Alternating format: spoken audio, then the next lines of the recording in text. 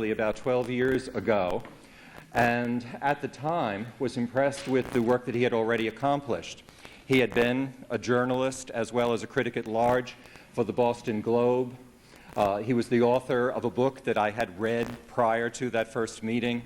I knew of him as a short story writer as well. He was the founder and editor of the New York Arts magazine. And when he came to Drexel University, I think we welcomed him with a great sense of delight, feeling that he would be able to enhance our academic program considerably.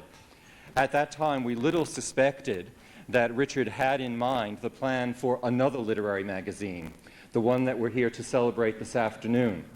When he first approached people in the college and the university at large about the possibility of starting this magazine, we agreed, but I think with some degree of trepidation, since it was a very new kind of venture for Drexel University. But in the course of the last 10 years, not only has it proven itself, it certainly has proven the tremendous accomplishment of Richard and of all of those who've been included in the magazine. And so it is with great pleasure that after 10 years, we recognize this achievement, which is certainly an achievement for Richard Bergen, as well as all of those who've contributed to the success of the magazine. It is my pleasure now to introduce Richard himself.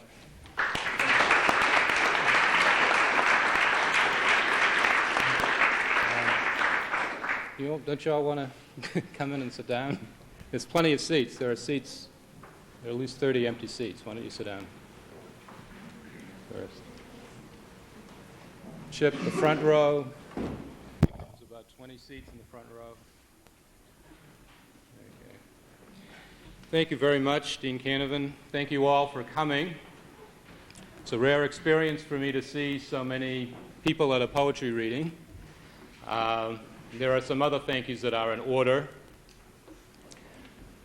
For their deep commitment, devoted work in helping to make this event possible, I'd like to thank Phil Terranova, Carol Luke, Judy Goodrob, Danielle Howley of the Drexel Public Relations Department, and Ivy Strickler as curator of the Drexel Museum. I see also in the audience some of the editors of Boulevard who've helped the magazine secure and sustain its level of quality over the years. I'd like to thank Professor Miriam Kotzen of Drexel University, who's been with the magazine from the beginning. Chip Hurlbert, who's a former student of mine, graduate from Drexel, now quite successful, of course, as all Drexel graduates are, in business. I would like to thank Rebecca Grossman, who teaches at the University of Pennsylvania, Janice Durante, formerly of the Wilmington News Journal, a poet from Wilmington, David Skeel, who teaches at Temple, Bruce Mackus, who's on the staff of the American College, Valerie Hansen, who also teaches at Temple, and Tony Pernod, a student at Drexel. You're all gifted writers and terrific editors, and I want to express my deepest thanks to you for the invaluable work you've done for the magazine. If I've left anyone out, I'm really sorry. Borges says the most important names on any list are always those that are omitted, you know. So, I'm also deeply grateful to Mr. Chuck Pannoni. I see one of the names I omitted, Andrew Weinstein from New York University. I'm also deeply grateful to Chuck Pannoni, Chief Executive Officer of Drexel, and to Thomas Canavan, Dean of the College of Arts and Sciences, and to Marge Deviney, Head of the Humanities Department at Drexel, for their most generous support. Our first reader, David Shapiro, is truly a contemporary Renaissance man, a former professional violinist, the author of 4 books of art criticism, and a professor of art history at William Patterson College of New Jersey. David is most important, of course, as a poet. We were privileged to publish David Shapiro in the first issue of Boulevard, as well as in the 27th, and in a number of issues in between. Come on in, there's still seats.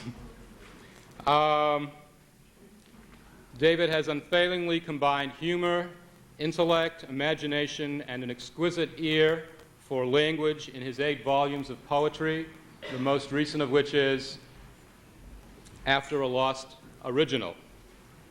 He has become one of our nation's leading poets, and I'm proud to introduce him to you. David?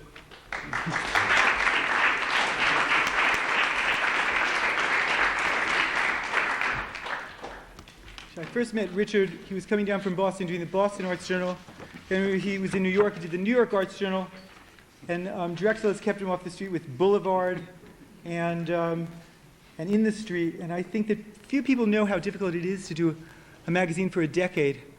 I used to embarrass Richard by talking about his parents who were great violinists, and then I embarrass him now by talking about sports, because my son is 10, cares about sports. But the two metaphors, it's running a magazine for this long is like running a successful orchestra for 10 years or coaching a winning basketball team, perhaps. And I know that Richard sometimes will depose a friend of mine by saying, oh, that person is playing with language. He likes something more turbulent and humane, and that's something about Richard. I think the two authors he had great dialogues with, Singer and Borges, give a sense of his scope. He likes metaphysical fairy tales and the turbulence and truth-telling of a singer. And so I think he's done an admirable job, and I hope he has 10 more years at least at Drexel. Since he talks about music and his own work, his stories and forthcoming novel are filled with music and the idea of music, and because I'm said to have given up music, but who does? And these are two poems. Falling Upwards. A certain violinist had a beautiful violin, but before he had time to play her long and listen to her tones as such, he was compelled to renounce music and sell her and go on a far journey and leave his violin in the hands of the violin case. What was there to do? It is said, you cannot live life in quarter tones. What was there to do? It is said, you cannot live your life in silence. What was there to do? It is said, you cannot live your life playing scales. What was there to do? It is said, you cannot live your life listening to the Americans. What was there to do? It is said, you cannot live your life in your room and not go out. What was there to do? It is said, music disobeys and reaches the prince's courtyard ever farther than smell and grits its notes like teeth and gives us food and drink and orders a fire to be lighted, famished silk to hang over it, and repetitions to be sharpened. What was there to do? It is said, it is the violinists who do not sleep. What was there to do? It is said, we think and don't think. We are asleep. What was there to do? It is said, music sinks into the mire up to its neck, wants to crawl out, but cannot. What was there to do? It is said, the violin was a swan, seized the boy, falling upwards to some height above the earth. To the earth. I fell with my father through space, in a space module as round as your thumb. My father remarked of the earth how they had divided everything by twos or by one, a joke. It was better by far to visit the other side than stay stranded in that self. We passed the poor Americas, South Africa striped as a zebra, and Russian artists who could not practice their art, the art of the grid, while others wondered whether we had seriously judged the grid. But all over the earth, the artists painted what they wanted, except where they could not, or what they needed and did not. And my father worried aloud, knocking on the moonlit plastic module door. When we fell, we screamed, but we were safe in Texas, safe as Texas in Texas, eating bread, not electrons, madly in love with the earth. So 2 poems. I collaborate a lot with my son. It's presumably not a form of abuse, but we write a lot of poetry together. And he's particularly good. It's just as children have never painted a bad picture, someone said. So I think his poetry is wonderful. So he appears in this one, and then I'll read you one that he wrote. The snow is alive. This is part of a long poem that you can be happy you're not hearing the entire thing, but actually I usually write in many different movements. So this is, the snow is alive.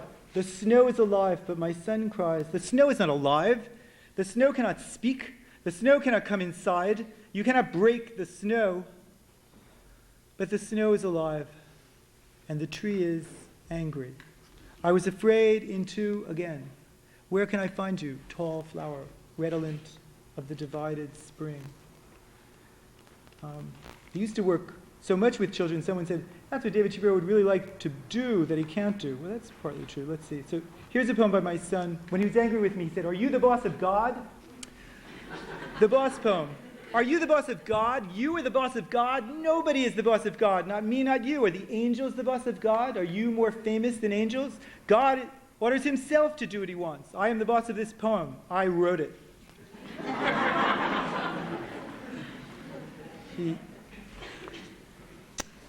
Sometimes when I read these poems, he says, people are laughing at me. I said, no, they're laughing with you. Here's another one that he wrote about. Actually, I thought it would be horrible to have a stone collection. And then he got me very interested in all the museums of natural history of the entire world. Though I had always loved the science museums. And a desert rose. One day I slept for a very long time. When I woke up, I checked my flowers. But the flowers were all brown. I wanted to know what this flower is, so I brought it to the Museum of Natural History. They know a lot about rocks. They said, it is a desert rose. Flowers are the minerals on the earth. Flowers are the stars on the earth. Rocks are the flowers of the earth. Actually, since he makes me feel very old, I put together a poem about being old called Old Poems, since a lot of people always write new poems. And this I sort of folded together lines that I wrote when I was 12 and 14. So it's a poem made of a lot of bad lines. You'll have to... And something that he said when he was in Williamsburg. I love countdowns. I love the last few seconds of joy. So this is about being old. Old poems. Sinking below the star-several harps of evening in one distant garden. The new poem, twisted from the skin of the old whining birch. Perhaps I am also dedicated to an angel's memory, her long black hair collected in my bed. Now the youngest poet cries, I love countdowns. I love the last few seconds of joy. But the old poet knows the error in transcription is correct. Nirvana is some sorrow. Remember our last hacked Ariels lie ruined in their melody. Two poems, folded, twisted together. The earliest song, because you have joined me, this great tree was felled. Is it worthless? Because you have joined, never to leave again. Spring has become the spring I had hoped for, and this crooked pebble is singing in the forest. But the new poem, The Winter Flower, is not sweet. Won't read you too many complaints.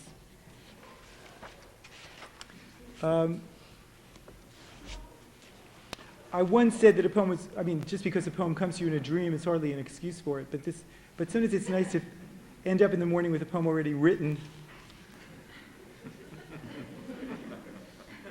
This is called A Book of Glass. On the table, a book of glass. In the book, only a few pages with no words, but scratched in a diamond point pencil to pieces in diagonal spirals, light triangles, and a French curve fractures lines to elisions. The last pages are simplest. They can be read backwards and thoroughly. Each page bends a bit like ludicrous plastic. He who wrote it was very ambitious, fed up, and finished. He had been teaching the insides and outsides of things to children, teaching the art of Rembrandt to them. His two wives were beautiful, and death begins as a beggar beside them. What is an abstract persona? A painter visits, but he prefers to look at perfume in vials. And I see a book in glass. The words go off in wild loops without words. I should wake and render them. In bed, mother says, each child will receive the book of etchings, but the book will be incomplete after all.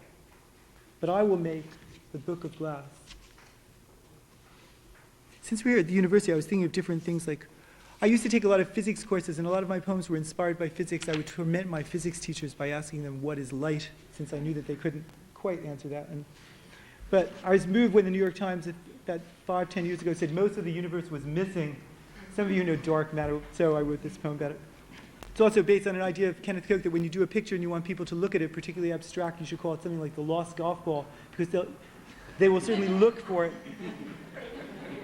So this is called The Lost Golf Ball. I actually lost this poem, which appears inside it, but it's a little love poem.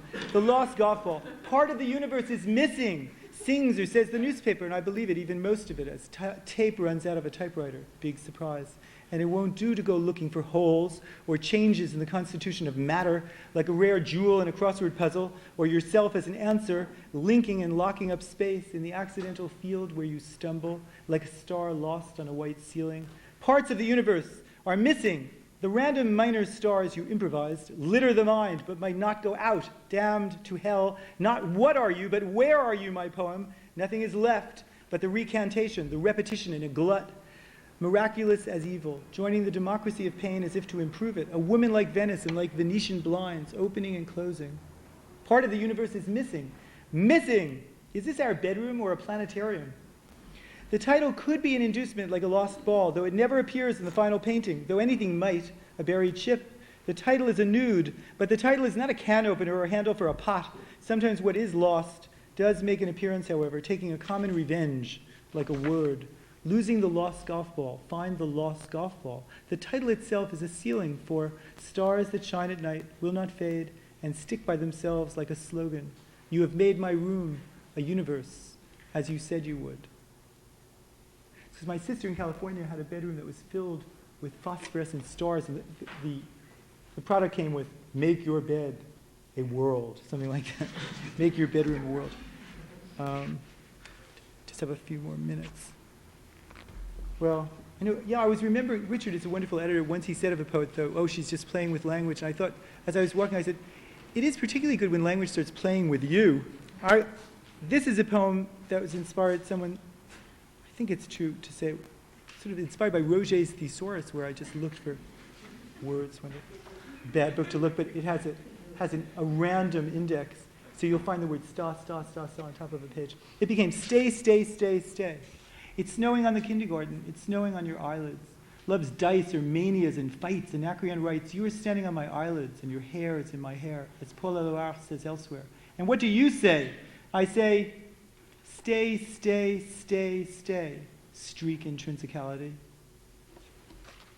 You'll find streak near intrinsicality. No relationship. Okay. Oh, there are poets who should never do this, and maybe I shouldn't, but this is the last poem I wrote. It also came in a dream where a wife of a friend of mine, Joe Tiravallo, a wonderful poet, his wife said in this dream, Joe is crazy. He's always talking to teapots, and it became a poem for him. It's a poem with a footnote. Let's call it Poem with a Footnote. So this is a crazy poem where language is playing with me, perhaps. Who but he would talk to a teapot? She deposed in a dream. Who but he?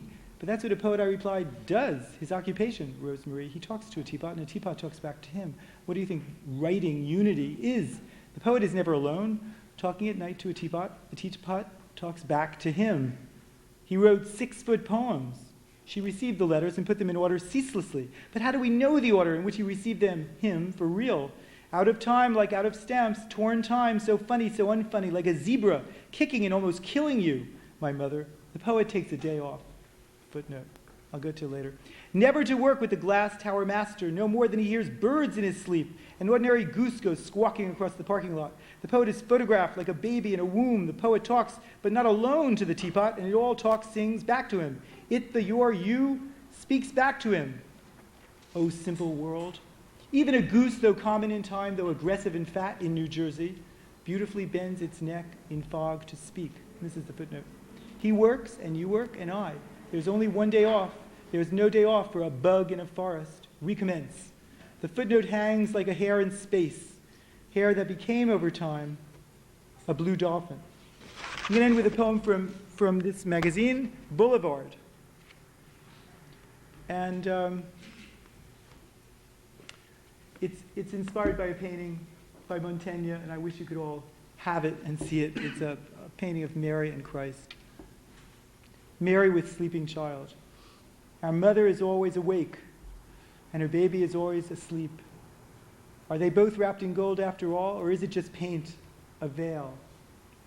She is ordinary in ordinary mourning, and her baby is not going to live. She leans her curls against his skull because she is awake, but he is thought.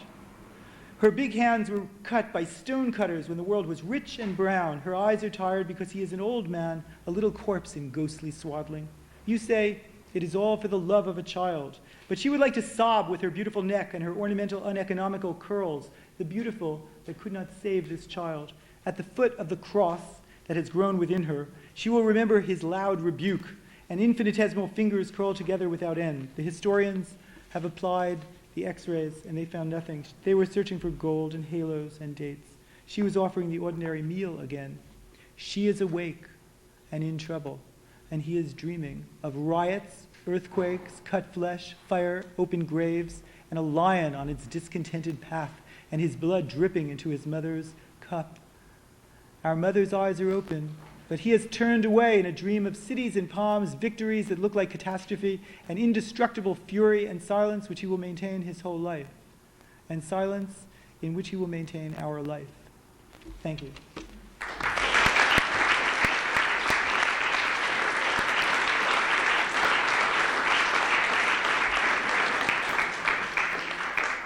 Thank you, David. You know, there are about 20 seats here for those of you who are in the doorway who want to sit down, and maybe there'll be becoming more seats. There's a number in the front row, for example. There's about 10, 15. Okay. Stephen Dixon has published many novels and collections of short stories, including his acclaimed novel Frog, which was a finalist for the National Book Award.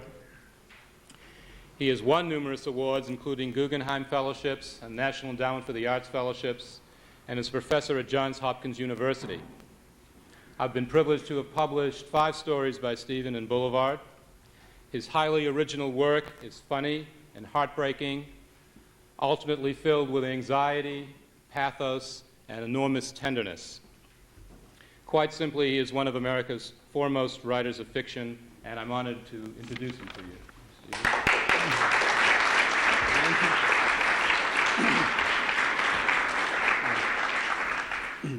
I'm going to read from a new novel of mine that's coming out May 12th, Interstate, and part of Interstate appeared in Boulevard.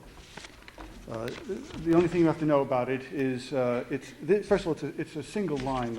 This long paragraph is a single sentence, other than for the last coda, and so I can't, cut it short any place. But I hope to keep it within the time limit. And all you have to know is that Margot is the oldest girl, and in this version she's 9 years old, and Julie is the youngest, 6 years old, and Nathaniel Frey, who is not mentioned by name, is the narrator, and he's remembering his daughter.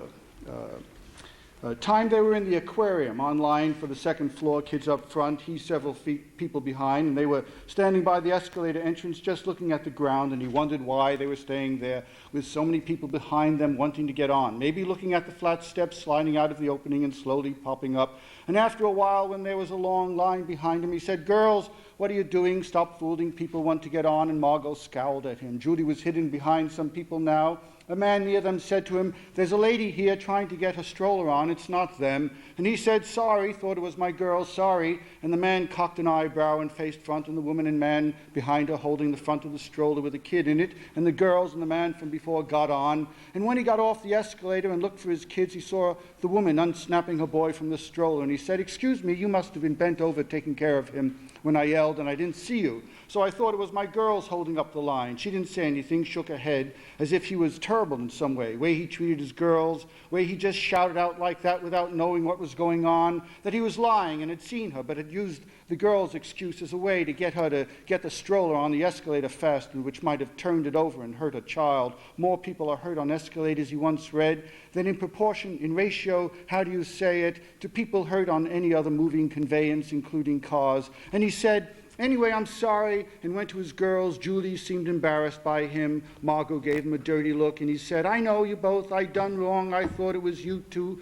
holding up the works downstairs. And don't say it. I shouldn't have yelled it, but I apologized to the woman with the stroller, and she said she understood. She'd done it once herself, but not at the aquarium." And Margot said, "Yelled? You screamed like a hyena, making everybody wonder." And he said, "Who screamed?" And after I explained, nobody wondered. I spoke loudly, maybe not even a yell, to reach over the heads of the people in front of me. That's why. Anyway, it's crowded here. There really should be more space for people with all these exhibits on both sides, so stay close. and took Julie's hand, and she pulled it away. Why, he thought, looking at her, and she looked away. Because Margot's mad, and she thinks she's got to side with her. She'll cut you out of a will if you don't. Ah, okay, better he keeps his trap shut when she gets like this. Hey, he's learned that much. And in a few minutes, so long as he doesn't touch her or make any signs to try and reconcile her or look at her searching for some clues to her mood, if he did, she'd say, What are you looking at me like that? It'll be over, usually. Half an hour later or so, nothing more was said about the escalator incident. He didn't stare at her, acted as if nothing was wrong and everything was normal. And it really did seem things were back to being okay between him and them. They were in the basement cafeteria waiting for the dolphin show to begin. And first they didn't want anything when he said he was getting himself a coffee. They wanted to look in the gift shop a few minutes. So he said, okay, but you know I'm not buying you anything in there. If you want something, it's with your own money, if you brought any with you, for I'm not loaning you any either. I mean, that junk, once we get home, just gets lost, is wasted. We said we only want to look, Margot said. And they have some very good things. Even Mommy said so, ecology things. And I still have that Sharkmobile you bought me when Judy was just a baby. And he said, yeah, ecology. You mean the ecology market. Come on, go. And he sat with his coffee at a table. They came out of the shop, and Margot said they were hungry now and wanted a hot dog and soda. No soda, your teeth, he said. And you'll eat a hot dog each? They're $2 here. I don't want to waste any more money. And Julie said, when did we waste any of yours today, Daddy? We have membership cards, so that's already paid for. And we haven't asked you for anything so far. And he said, please, first split a hot dog and also a juice or iced tea or something good, but with 2 cups. And if you finish those, you can have more. And they got a hot dog. He cut it in half with a penknife he keeps on his key ring. They didn't want anything to drink if they couldn't get soda. That's all right, he said. You get too much sweet stuff as it is. I'm not blaming you, but I've been too easy with you on that. Margot took a bite, grimaced, put a hot dog down. Julie put hers down right after without taking a bite. Margot had that guilty look. Julie's a bit bewildered. He said, what's wrong? No. I bet if I asked Julie, she wouldn't know, for she's just following you. I am not, Julie said. He said, I won't test you, sweetie. I'm not here to even old scores. What's that mean? Something nasty, I bet. It means nothing. It means I'm saying the wrong things. What's the matter, Margot? Suddenly stuffed? And she said, I'm sorry, but it tastes awful, full of ugly fat juices. He said, that's the water it's cooked in probably, so a tiny bit greasy. So what? And she said, I don't like grease. I'm not eating it. And Julie said, that's what's wrong with mine too, and I'm not saying it because Margot did. It looks greasy. And he said, but we pay $2 plus tax for it. Why do you two always ask the things, not always, but often enough for things, if you know you're not going to eat them? Just think if I'd let you have 2. You'd be crazy with anger now, Margot said. And he said, a little angry, sure, maybe for the waste. Well, the second one might have been a good one, and we'd split it. For this one isn't. Taste it yourself. And he said, I don't like hot dogs, at least this kind, full of pork and junk. And she said, then you shouldn't have let us get it if it's that. And he said, you wanted it? I didn't think half of one would be bad for you. You have them so infrequently. And she said, I wouldn't have wanted it either if I'd known what was inside. But it also just doesn't taste good, Daddy. It tastes spoiled, and I've lost my whole appetite. And Judy said, I did too. And he said, oh, boy, you two are a real pair. And bit into Julie's half. It looked more palatable, cleanly cut, not chewed, for he has no compunction about eating food his kids had their mouths on. In fact, they're the only ones he'd do that with. He doesn't even do it with his wife, except maybe if she wants to give him a spoonful of a soup because she thinks he has to taste it so good. He doesn't know why. Maybe something that goes way back to when people talk to him about diseases and germs, and he thinks at least he and the kids have the same kind. And chewed and swallowed and said, it's fine, not poisonous, an overcooked pork hot dog like all the rest, but less spicy than the ballpark kind. But if I was going to have it with anything, then mustard, not ketchup, which you kids slopped on. Here, eat it. And held it out to Margot. She pushed his hand away and said, I told you I'm no longer hungry. Come on, he said, eat, my child, have some. But at least you tried it. But you too, Julie, you haven't touched it, and this half was yours. And put it up to her mouth. She shut her eyes, mouth was open, and he pushed the hot dog against her teeth. Some of the ketchup got on, tears were coming, the chest starting its heaving. He took his hand away and said, didn't want to, but did, wanted to placate them in some way, but didn't. What a goddamn waste my family is, a waste from top to bottom, the worst. I wish I was through with you all, and looked away. Knew he was hurting Julie more than Margot, because Margot stood right up to him while Julie cringed and probably now felt humiliated. That ketchup taste in her mouth, that in front of everyone he jammed that ugly hot dog against her clenched teeth.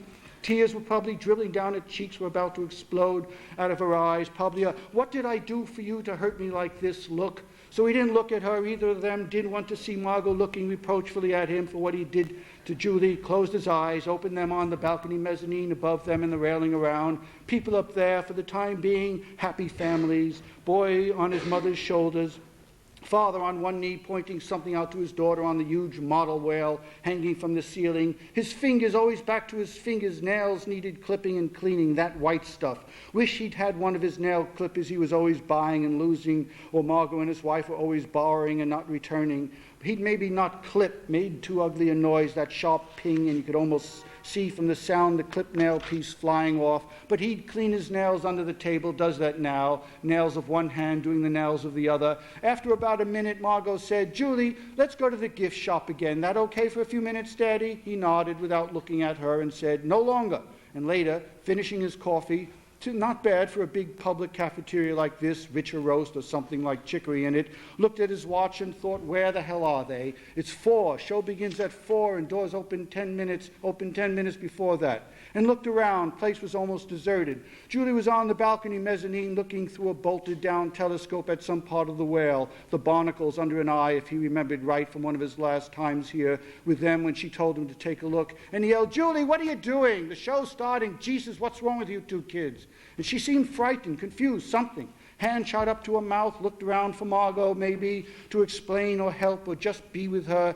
She think he was going to go crazy on them again, maybe even hit them, drag them out of here without seeing the show. He felt like leaving because of their actions, but wasn't going to. Wanted to see the show himself, got a kick out of the way the two dolphins together plunged and jumped and flipped and dived, and at the end slid into the waiting area and waved their tails to the audience. And why was he getting so angry so many times today, she could be thinking. He didn't know. It happens sometimes. Maybe it was chemical, the brain. A couple of times or more he thought maybe he has some pressure like a blood clot, a tumor, or another kind of clot on it that makes him act that way. But he did get like this for about once a month for a few hours a day, unexplained anger and losing control and sometimes total rage, kicking over chairs, sweeping things off tables, at the top of his lungs yelling crap to no one in particular, sending the kids running into their rooms or outside and provoking his wife to come in if she was outside or into the room he was in if she was in another. For he never did any of these things in front of her and say, "What is wrong with you today? It's horrible for the girls and not so pretty for me. Maybe you should see a therapist about it. If it were me, I would." And 30 seconds after he'd told himself to control himself, there'd be a similar rage. "Julie," he yelled, "where's your sister?" "We're late. The announcement just said the thing's starting. Get Margot." And she leaned on the railing and said, "She's probably still in the gift shop." So, get her, now, go." And she said, "But the show's on this floor, and I'll have to walk up again to see it. It's closer to you, Daddy, right over there." And she gave him an opening, and her gestures, and looks said she was ready to put it all behind her. But he said, "No arguments, I said to get her." And she ran around the balcony and downstairs and into the shop and quickly came out with Margot, who had a look for angry look, her defense, offense, meeting him halfway, whatever. Well, okay, he can understand that. He's been acting insanely, or just some way, testily, irritably, disagreeably, belligerently, tyrannically. But at least he wasn't shouting and snapping now. His face might still be a petulant mess, but he felt, calming down some. And he had embarrassed them. Don't forget that. They hate it when he lashes out at them in front of others, or just any time, any criticism when people are around. Really, any criticism any time. Though at least here it wasn't in front of anyone they knew. And he said to himself as he walked upstairs with them, "Now keep calm, go easy, be gentle and understanding." And said under his breath a few seconds later, "Damn freaking kids." And Margot said, "What?" And he said, "Nothing." And she said, "You still angry at us?" And he said, "No, why should I be? It's over with." And Julie said, "You are too angry, your eyebrows are down." And he said, "I said I'm not, so I'm not. Do you hear? I'm not. So don't bloody hell tell me I've no reason to be. Two of you disappearing like that when you knew, Margot the most because she's the oldest, that we had a show to go to in a few minutes." And Margot said, "You should have reminded us better." And he said, "What do you want me to do? Stick a sticker on you with a reminder and an alarm on it that went off 10 minutes to 4, and also with some recorded voice equipment attached that said, 'You should be with your daddy. Find your daddy. You have to go to the dolphin show with your daddy.'" And Julie was laughing, and he said, "What's so goddamn funny?" And she shut up and looked scared again. And he said, nothing would have stopped Margot from staying in that stupid shop and having a fifth and sixth look at those chintzy knickknacks and assorted trash, and walked ahead of them, telling himself, why didn't you stop when you had the chance? Not because you can't, you could have. That stuff about brain chemistry and clots is pure crud. And when she laughed, that was when you could have relaxed things. Said, ha to yourself, what a dumb bunny I am. And looked back. They were several feet behind, and he went back and said, okay, I'm acting wrong, I know, but so what? We'll work it out later, but now we really have to move if we want to be let in. You don't want to see it? Fine, we'll go home. And Margot said, no.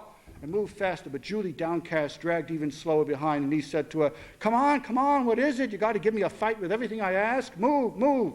And shoved a shoulder forward to get her to walk faster, and right away knew what it would do. Oh, you're impossible.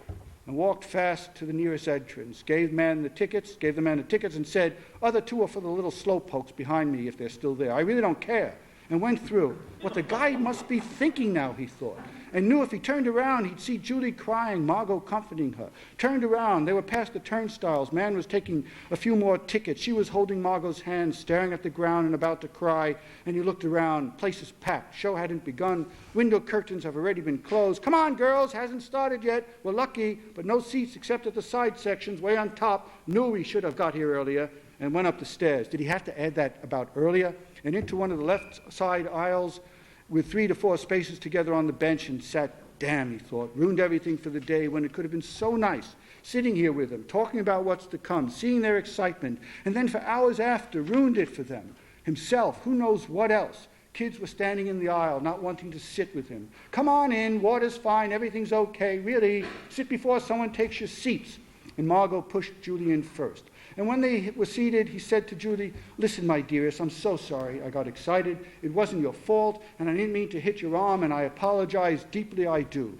And she looked at the 2 women and men in wetsuits hustling from opposite sides to the center of the bridge behind the main pool, and he touched her hand. She pulled it back, and he said, please speak to me. I'm not so bad. And like everyone else, I have my off days, and I truly hate being mean to you, which I admit I was. And seeing you sad, and I want to apologize, and I'll do my best not to act like that again. I am apologizing, in fact. And she said, while looking at the huge monitor above them showing the trainers patting the heads of the 2 dolphins and sticking fish in their mouths, it wasn't my arm, it was my shoulder. I'm sure it's sprained, it hurt so much. And she said, it's not, believe me, and I'm sorry, your shoulder, not your arm, I forgot. And one of the women said into what must have been a portable mic attached to her suit, hello, everyone. And a few people in the audience said hello, and she said, say, where am I? There's no response out there. Is there human life in this big, beautiful space? Hello, all you bipeds. Welcome to the... What's a biped? Margot asked him. And he said, 2 feet, walking. And she said, like a person? And he said, only. And she said, ostriches walk with their 2 feet and don't fly. And he said, but they've wings even if they're not working. I don't know. Maybe you're right. National Aquarium Marine Mammal Pavilion Show. Well, maybe an ostrich's feet don't count as that kind of feet bipedal, he said. For they're 2 or 3-toed, aren't they? And penguins and other flightless birds like that, neither, because their feet are webbed, I think. We'll look it up when we get home. Margot asked me what's a biped, he said to Julie. Do you know? And she said, I don't care. Now's the time, now this time let's hear a rousing, boisterous hello so I know you're out there. And hundreds of people, including Margot and he, shouted, hello. And he never had before at any kind of event like this, just thought it might do something to get Julie more interested in the show and away from her hurt. Daddy as one of the excited guys instead of his usual just watching things quietly. Say, now that's a lot better, because for a moment there I thought you folks had fallen asleep into the arms of Morpheus on me, just when our wonderfully charming dolphins are about to do their super extraordinary things. And he said into Julie's ear, I swear, my darling, I only meant to give you a tiny push to move faster, and I accidentally must have done it harder. I was afraid there'd be no seats left, and we did get here just in time for these. You saw. And she said, you pushed me hard because you were angry and wanted to hurt someone. You get like that. Mommy and Margot even say it. And he said, when do I? And what an accusation. And saying the family agrees with you. It's totally untrue. It's not like that, or only a little, which is no more than anybody. But let's talk about it later and watch the show. It should be good later. kept sneaking looks at her to see if she was still angry at him, or just if she was starting to enjoy the show, which would mean she'd taken her mind off the shoving incident and his other blow-ups, and she seemed to, laughed, slapped her hands, said, "Oh my gosh," to something the dolphins were doing, slipped some aquarium brochure into the book he was holding, and near the end of it, they'd seen the same show 3 or 4 times this year. Or was it a little change from the first one they saw when there was a third dolphin who'd since died? She got up and sat on his lap with her back to him, not once looking at him when she was on it. Maybe her way of making him feel better, or saying she felt better, and had accepted his apology, and even now believed his excuse for the shove, or maybe just to see the show better, though couldn't be that since they were up too high already, and no one had been blocking her view, or because the wood bench was getting uncomfortable, or she was cold, or tired, or scared, or of something in the show, or something. Anyway, after about a minute of her being up there, he kissed the back of her head, and she didn't turn around or say or do anything. Thank you.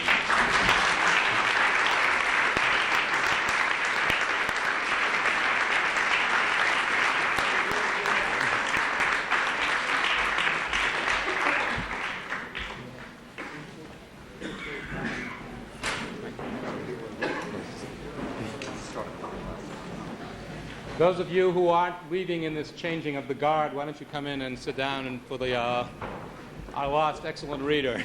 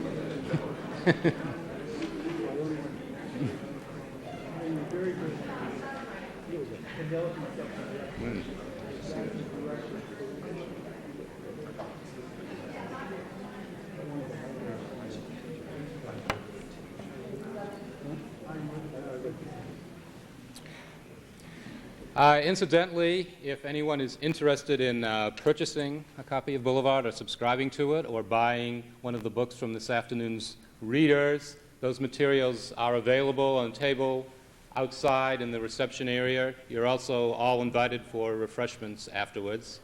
I see, by the way, that 2 of the magazine's editors who I forgot to acknowledge are here, David Moulton, fine poet and physician, and Deborah Scott, also a fine writer who teaches at Widener.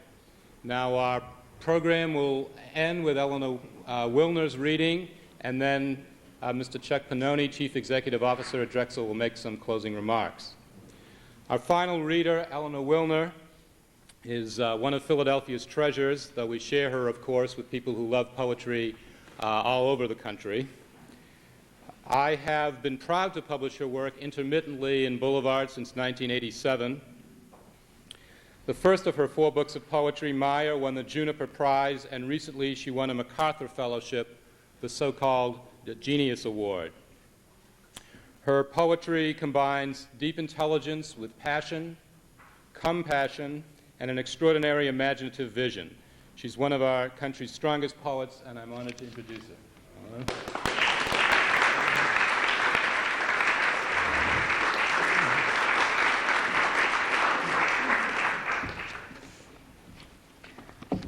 It's always a big disappointment to me after an introduction like that when I'm the one that has to get up.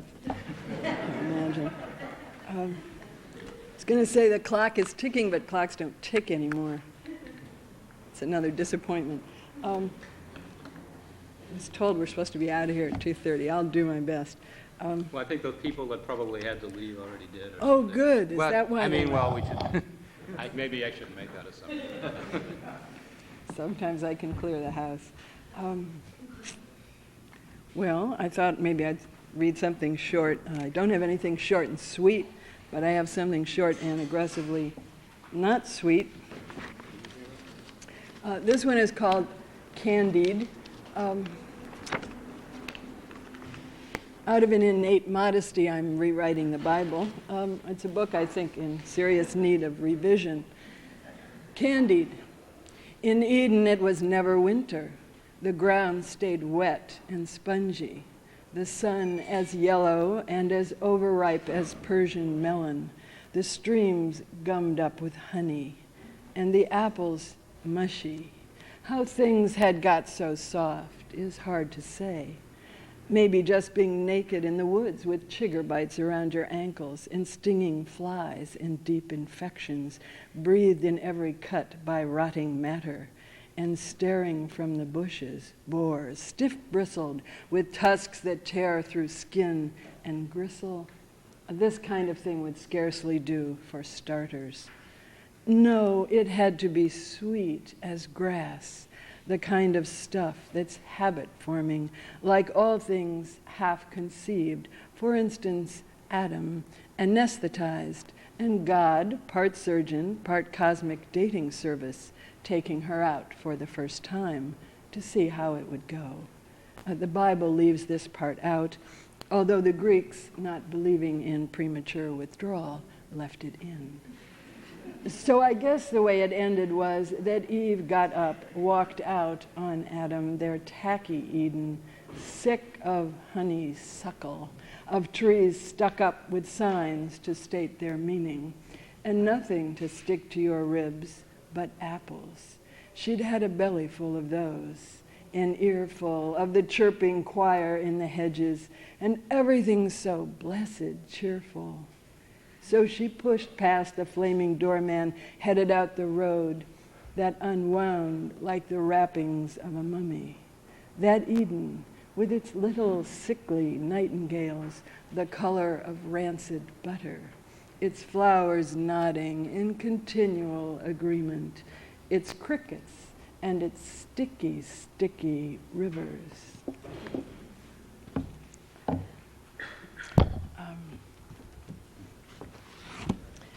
David Shapiro, whose throwaway lines are better than most people's poems, he had a line in a poem, something like, madly in love with the earth. Me too, but coming down to earth is not as easy as it's supposed to be. This is a poem, I guess it's a kind of meditation on that wonderful phrase, hung up. Maybe you know about that. It starts with a quote, an epigraph from Robert Frost, whose woods these are, I think I know. The landings had gone wrong. White silk, like shrouds, covered the woods. The trees had trapped the flimsy fabric in their web. Everywhere the harnessed bodies hung, helpless, treading air like water.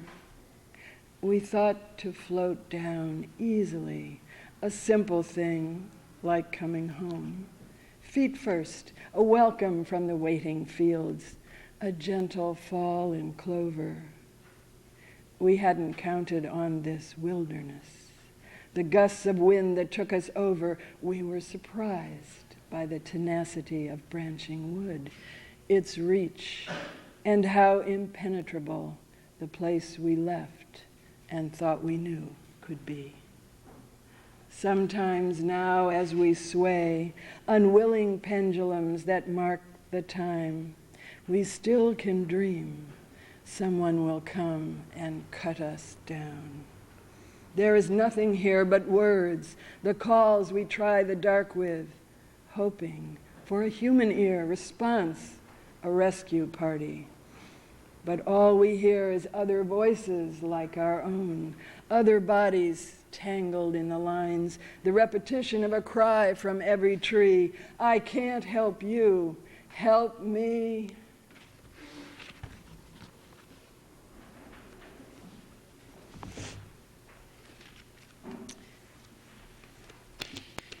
Let me greet the people on the periphery. I can't really look at you. There's a sort of paranoid factor about having eyes on this side, but really the periphery is the great place to be. I think that's what this next poem is about. They never know what you're doing out there, you know? So let's hear it for the margins. Emigration. I should tell you that the material in this poem is accurate. It's about Charlotte Bronte. People still read Jane Eyre. That was one of her books. And her friend Mary Taylor, whom she went to school with. There's a reference here to Westminster Abbey. There's something there called the Poets' Corner. It looks a little like this. And poets who are considered, important enough are buried there. Charlotte was the first woman ever to be buried in Poets' Corner. There's the reason I paused there was because I wanted to really get into that about important enough. But this poem does, in a way, get into that. Emigration. There are always in each of us these two, the one who stays, the one who goes away. Charlotte, who stayed in the rectory and helped her sisters die in England. Mary Taylor, who went off to Australia and set up shop with a woman friend. Charlotte, Mary said to her, you are all like potatoes growing in the dark. And Charlotte got a plaque in Westminster Abbey. Mary we get a glimpse of for a moment, waving her kerchief on the packet boat and disappearing. No pseudonym for her, and nothing left behind, no trace, but a wide wake closing. Charlotte stayed and paid, the little governess with the ungovernable heart that she put on the altar. She paid the long indemnity of all who work for what will never wish them well, who never set a limit to what's owed and cannot risk foreclosure. So London gave her fame, though it could never sit comfortably with her at dinner. How intensity palls when it is plain and small and has no fortune. When she died with her unborn child, the stars turned east to shine in the gum trees of Australia, watching over what has sidetracked evolution, where Mary Taylor lived to a great old age, Charlotte's letters in a box beside her bed, to keep her anger hot. God bless us, everyone, until we sicken, until the soul is like a little child stricken in its corner by the wall. So there is one who always sits there under lamplight, writing, staying on, and one who walks the strange hills of Australia, far too defiant of convention for the novels drawn daily from the pens. If only Emily had lived, if only they'd had money, if only there had been a man who'd loved them truly. When all the time there had been Mary Taylor, whom no one would remember, except she had a famous friend named Charlotte, with whom she was so loving angry, who up and left a woman in that God-forsaken outpost past the reach of fantasy or fiction. If you make a plaque. I'll read you the end of a longer poem. This poem comes of an observation that in a certain number of popular films, there was this weird kind of conjunction of the extraterrestrial and the intrauterine. I should tell you that when you hear a slight change of tone here in the voice of it's God and the boss of God. It's John from the book of Revelations speaking, and God speaks in this quote as well. Okay, I hope you'll note the difference. I think the rest of it is self-evident. There's a reference to two films, E.T., and the other film is Close Encounters of the First Kind or Worst Kind. I can't remember which it was. Third, thank you. Third. I love error. E.T., IU, and that old-time religion. Up there on the movie screen, a strange encounter happens. The old celestial dream, its jasper stone and gates of pearl, lowers from the sky. With bated breath, the faithful watch this miracle occur and wait, eyes huge with hope. I, John, saw the holy city, New Jerusalem, coming down from God out of heaven. Behold, I make all things new.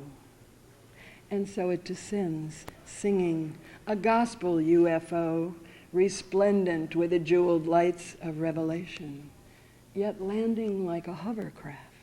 An opening its shining steel side, it lowers a gangplank to disgorge our saviors from the sky, as the script implies they are to be.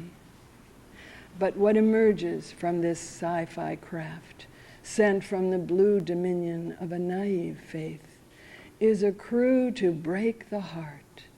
Huge fetal heads and ancient eyes, raw skin so thin it shows the pulsing veins, and limbs so new and delicate they are barely flesh at all.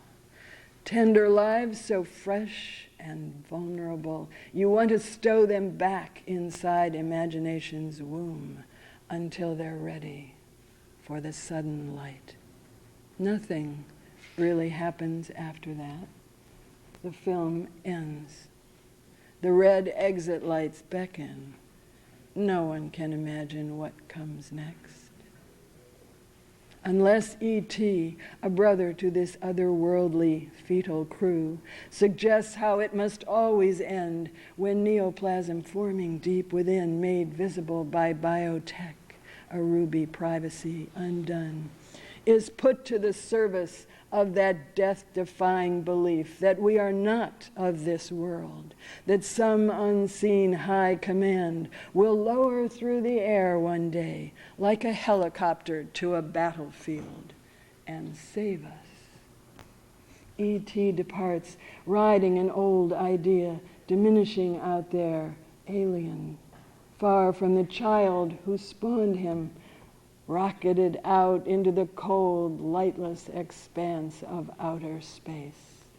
We watch, the helpless audience of a great commercial success, as our innermost chance, the fresh being of our planetary soul, its return to itself, to the earth out of which it comes, hurtles out and out and out, alien, alone, towards a nowhere we were always told was home.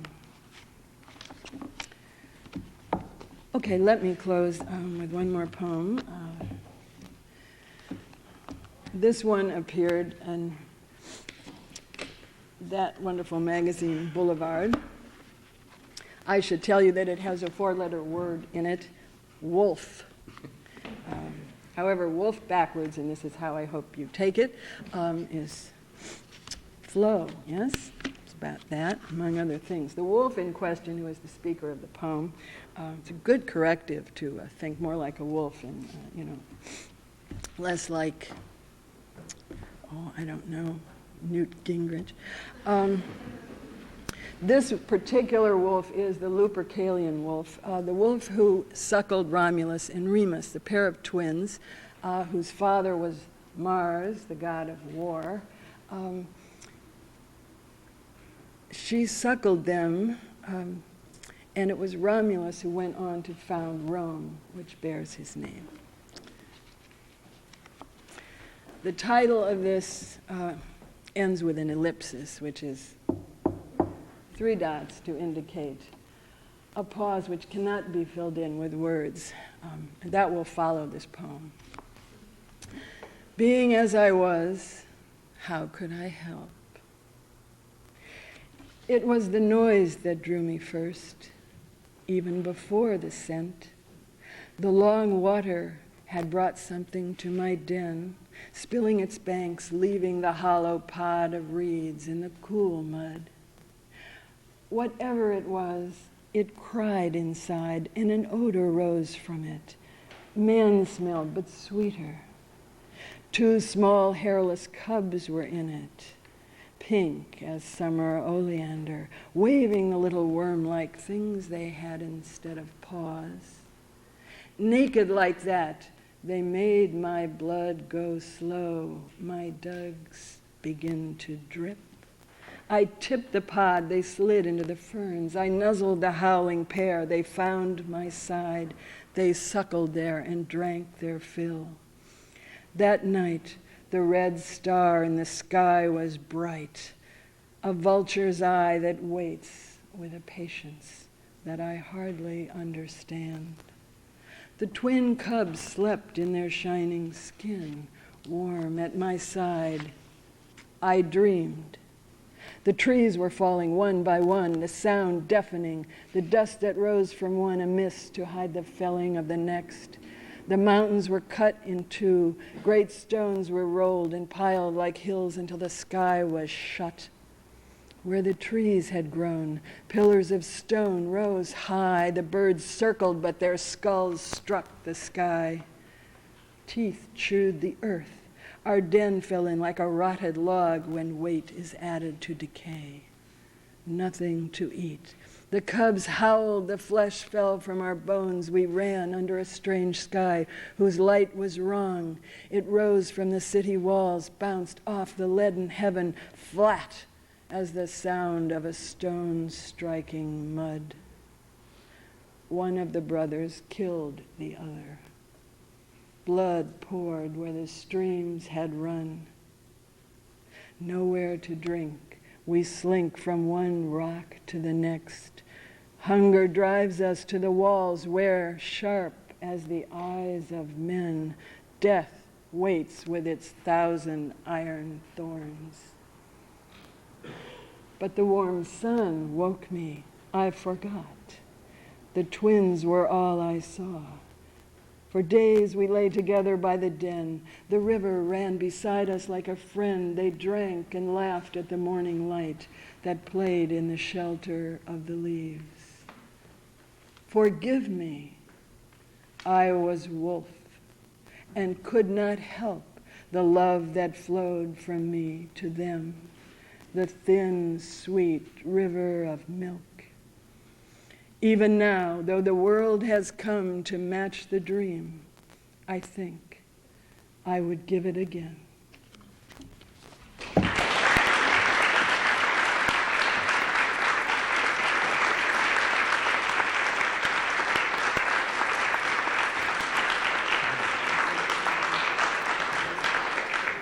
Thank you, Eleanor. I'm very pleased to introduce Mr. Chuck Pannoni, the Chief Executive Officer of Drexel University.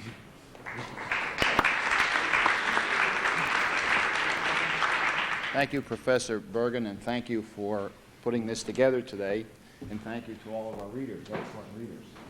It's interesting for me to participate in this program, being an engineer, and I was just curious if there were many engineers here. How about scientists? Well, we have a few scientists. How about mathematicians? Well, that's interesting. When my daughter and I and her mother were looking for colleges, one of the colleges we went to that she declined not to attend, and she wanted to study chemistry. When I asked her why she wasn't interested in that particular school, she said it was a cultural desert. So she made me very conscious of the importance of arts in someone's life. And being an engineer, I happen to be a supporter of what Sylvanus Thayers tried to do. I think it was in 1846 when he formed Dartmouth College, the Thayers School of Engineering at Dartmouth College. And he said that he wanted engineers to be cultured gentlemen, and designed a program of 5 years for engineering to be sure there was enough arts and humanities in that program. And I could tell you there have been a number of engineers, and I've been one of them, that over the years has argued that 4 years is not enough for an engineering program, because what we've done in engineering is we've forsaken the arts for the technical part of the program. We hope that'll change someday, and I could tell you that every 5 years there's an engineering conference, education conference, and every 5 years, one of the resolutions that comes out of that conference is that engineering should be a 5-year program, because since those days in 1946, what has happened in engineering education is the pressures were there to expand the program in the areas of engineering and science. They eliminated the arts and the humanities from the program. And so the engineers, unless they take the initiative on their own to expand their education, come up with somewhat of a abbreviated type education, to say the least. But someday that may change. Dartmouth is still doing it the right ways, and I'm very pleased with that. And a good example of Dartmouth engineers, of course, is Samuel Foreman, that great author who has written many interesting books. And he has been a real critic of the need for more arts and humanities in engineering. So thank you one and all for coming. This is very important for Drexel. Drexel certainly doesn't want to be a cultural desert. So the arts are very important to Drexel, and I'm really pleased to be here. Thank you to the students and the teachers and the faculty members that are here. And of course to Professor Bergen. Thank you. All right, shall I just tell them refreshments? I understand now it's time for refreshments, which you'll find out in the hall. Thanks so much for coming. Oh, thank you.